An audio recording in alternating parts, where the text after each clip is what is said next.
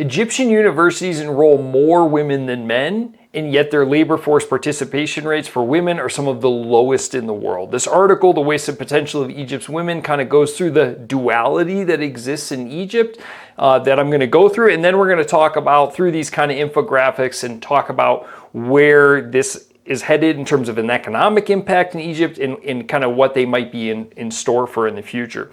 So this article goes through, really the incredible progress that Egypt has made over the last 70 years, not just in their own development, but in women's rights. It really talks about how that started during the Nasser administration in the 50s and has continued under the Sadat and Mubarak governments. Now, these are polarizing figures, but we're just kind of talking about this micro topic here. They did really expand their educational and employment opportunities and promoted women's rights. And both their presidents, kind of served as these kind of high-profile political figures trying to provide an example for what a modern Egyptian woman could be.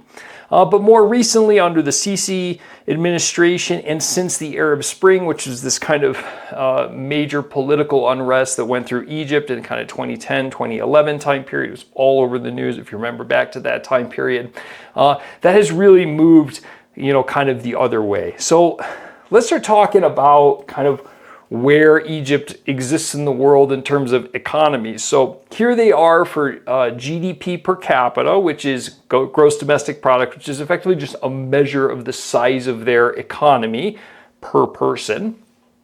So I put them here against China and India, two other kind of major growing developing nations in the world. And you see, although Egypt was kind of in the lead for a long time, during the Arab Spring, they took this kind of major kind of flattening, although they are starting to move up towards again. Now, we can't pin this entirely on women leaving the workforce, but during this time, you will see that a lot of women did kind of leave the workforce, pressured by society as it returned to kind of more strict, kind of societal norms during this time.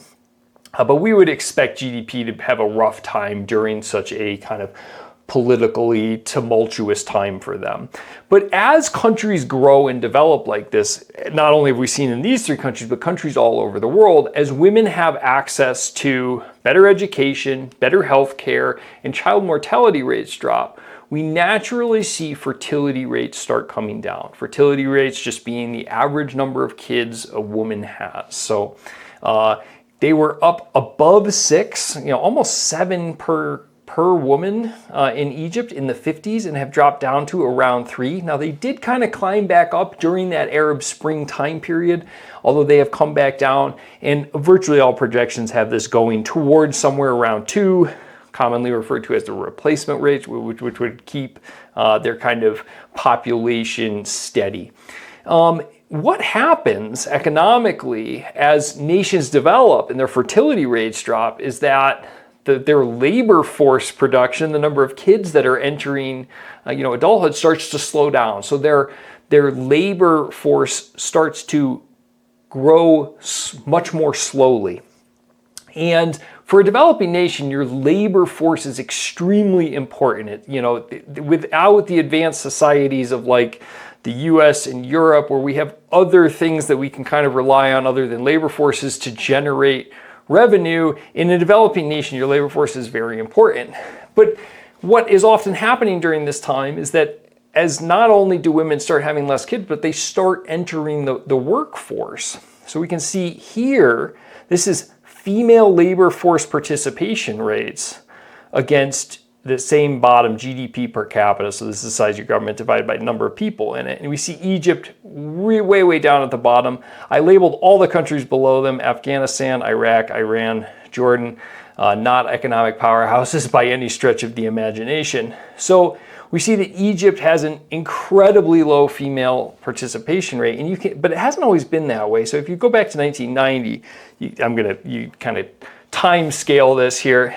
Egypt was doing at least a little better than kind of the bottom of the barrel, but as time progresses, they almost seem to regress and kind of head back, into these kind of traditional societal roles. They don't have this counterbalancing effect that as fertility rates drop and the number of kids being generated starts to slow, typically women start entering the workforce and it counterbalances, but not just in Egypt, but in kind of other parts of the world.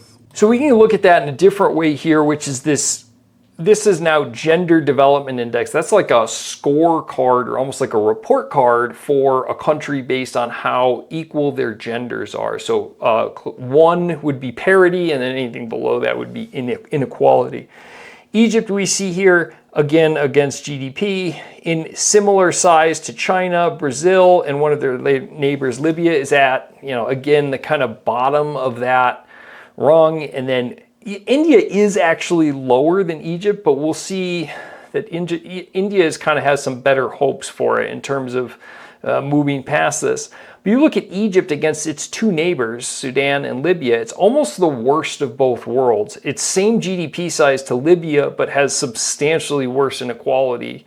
And it's about the same inequality as Sudan, but Sudan's substantially smaller in terms of economy, not as well developed, right? And similarly, if you kind of time lapse this, you see China and India, those 2 big green dots, over time really kind of slowly overtaking Egypt. Now, India is not quite there, as we saw, and this is GDP per capita. But India still has pretty good fertility rates, and they probably have a better chance of improving. This is their labor participation rates. They probably have a better chance of improving their female labor participation rates because they're at least not headed the wrong way. So, just the kind of final conclusion here is that Egypt is, I don't think this is something that is impacting them right now, but as these global demographics come and labor forces become so much more important, if you're refusing to allow your women to kind of enter the workforce, that's going to be a major drag on your economy. It'll be interesting to see whether India falls into kind of a similar trap that Egypt seems to have fallen into. China, if you look at their women employment, some of the best in the world, really. But they, of course, have, really tough issues with their demographics. So, and if you are interested in that kind of a global view about demographics and fertility rates and kind of where the world is headed for a labor force, then check out this video. Kind of goes through all that. Otherwise, stick around the channel for similar content, and I will talk to you soon.